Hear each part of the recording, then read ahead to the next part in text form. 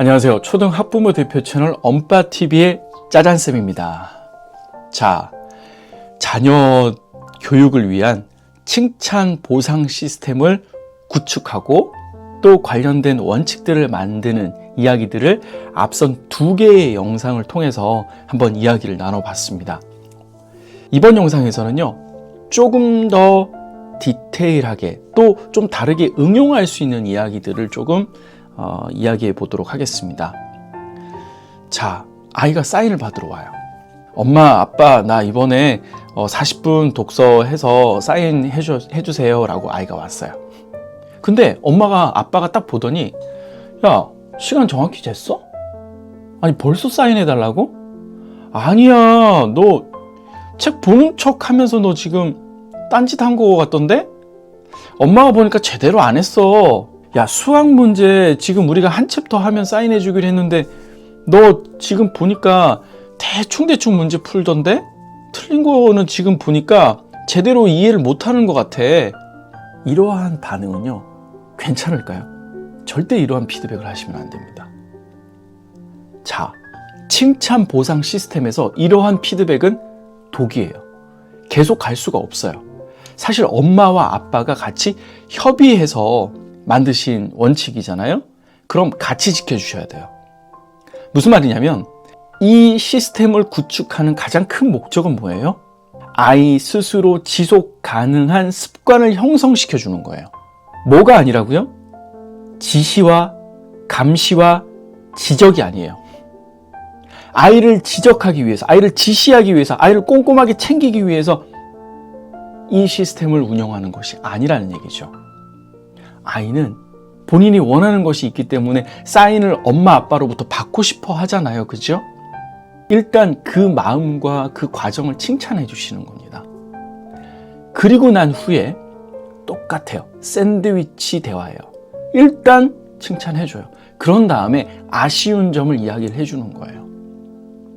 엄마가 보니까 너 다음에는 다른 책도 한번 좀 읽어보면 좋겠어. 우리가 늘 똑같은 분야의 책만 읽으면 다른 책들에 대해서 좀 알 수 있는 기회가 적어지잖아요.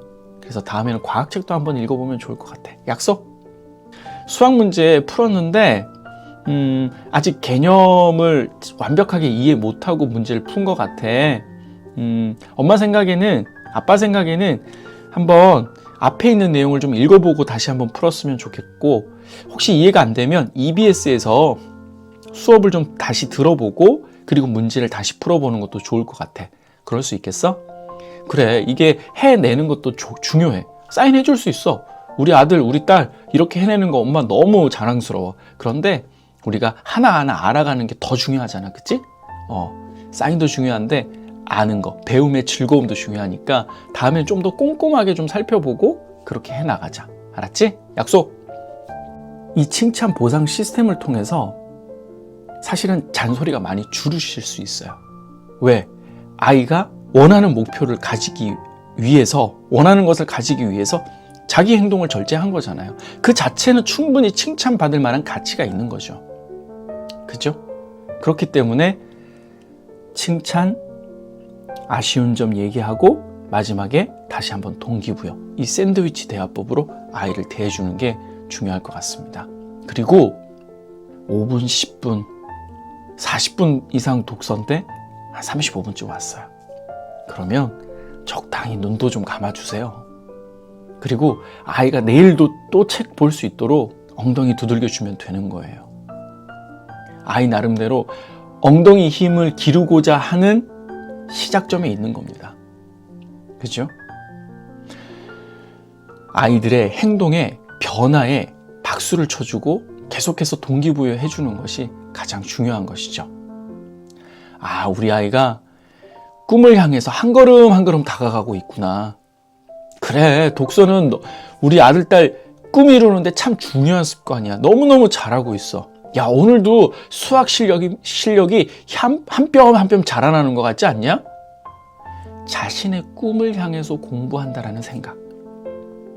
야, 배워나가는 게 재밌지 않아? 하나하나 알아가는 거. 딱 정답을 맞췄을 때 이 성취감 느껴지는 거 너무 좋지 않냐?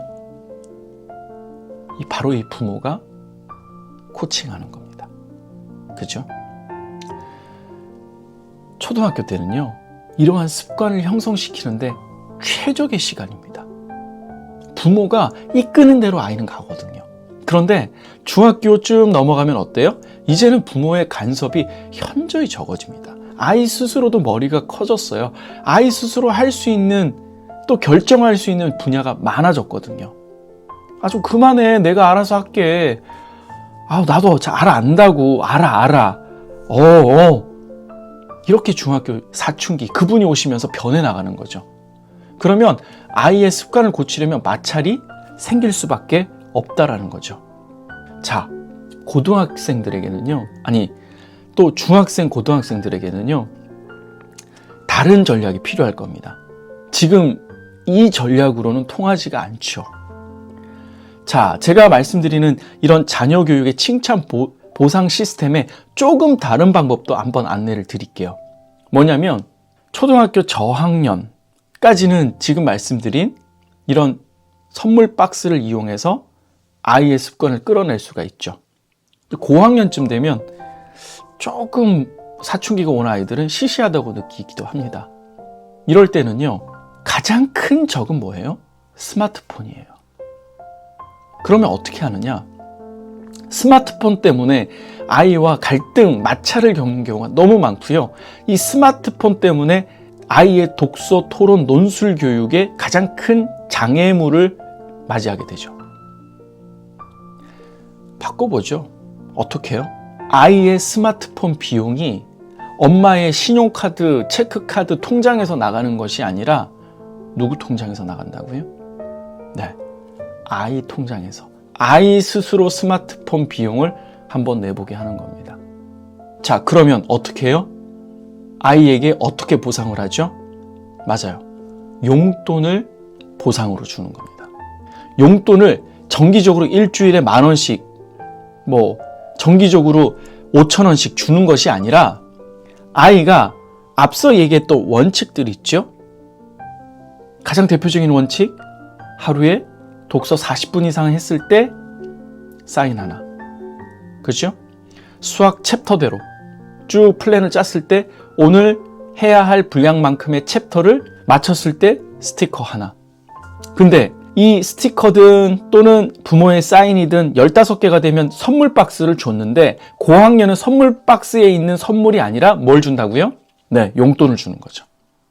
10,000원, 5,000원. 용돈들을 모아서 아이 스스로 스마트폰 비용을 낼 수 있도록 도와주는 것이죠. 이것도 또 하나의 안이 될 수 있습니다. 아이의 스마트폰에 대한 부분이 통제를 시키려면 이것도 또 하나의 방법인 거죠. 어쨌든 이러한 내용들을 쭉 들어보시고 우리 집에는 어떤 것을 적용시키면 좋을지에 대한 고민은 우리 엄빠님들이 선택을 하셔야 될 겁니다. 근데 가장 중요한 건 바로 부모의 변화입니다. 부모가 매일 집에 와서 그냥 특별한 일 없이 계속 스마트폰만 하고 있어요. 유튜브 보고 있고 또 계속 채팅하고 있고 검색하고 있고 그런 상황에서 아이의 행동의 변화를 이끌기에는 한계가 있겠죠? 부모가 먼저 변하는 겁니다. 아이가 왔네? 스마트폰 사용에 의식적으로 내려놓는 거죠.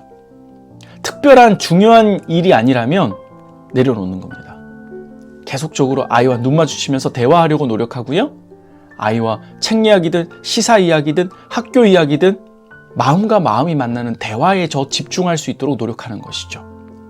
그래야 변화할 수 있습니다. 부모는 그대로 가는데 이러한 보상 시스템을 두고 아이 혼자 너 변해 라고 하는 건 사실 어불성설이죠. 부모와 아이는 같이 성장해야 할 사람들이죠. 아이 혼자 변할 수는 없다라는 겁니다.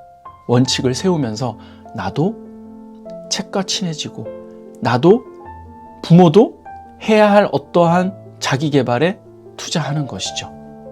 이해되시나요? 이러한 시스템이 만들어지면요. 뭐가 줄어든다고요? 맞아요. 잔소리가 줄어들기 시작합니다. 그리고 엄마는 이 원칙을 따르는데 아빠 혼자서 야, 엄마 모르게 해줄게. 괜찮아. 서로 다른 노선을 가는 것도 옳지 않은 것이죠. 부모가 그래서 엄마와 아빠가 같이 한 목소리를 내주는 것도 너무나도 중요한 겁니다. 각 가정의 환경에 맞게 변형해서 잘 적용해 보시면 좋을 것 같습니다.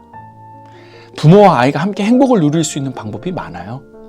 기본적인 시스템은 있어야 되는 거예요. 이를 실천하면서 각 가정에 맞는 특색 있는 보상 체계를 계속해서 수정, 보완해 나가시면 최선의 길이 만들어질 거라고 확신합니다. 엄빠TV의 짜잔쌤이었습니다.